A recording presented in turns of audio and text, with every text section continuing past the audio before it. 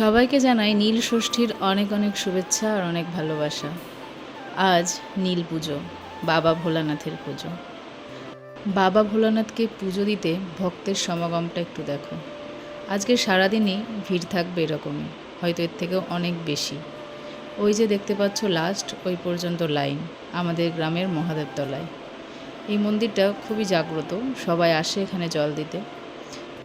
নীল পুজোর দিনে প্রচুর ভিড় হয় এখানে, সারা দিন বলতে পারো ভিড় লেগেই থাকে।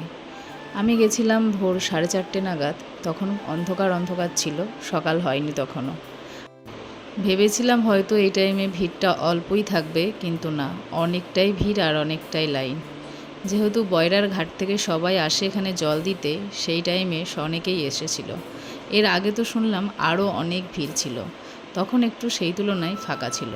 তো আমার পুজো দেওয়া হয়ে গেছে, আর পুজো উপলক্ষে কিন্তু আমাদের এই মন্দিরটাকে খুব সুন্দর করে সাজানো হয়েছে, নতুন করে রং করা হয়েছে। আর এই পুজো উপলক্ষে 2 দিন ধরে আমাদের গ্রামে মহাদেবতলায় মেলা অনুষ্ঠিত হবে।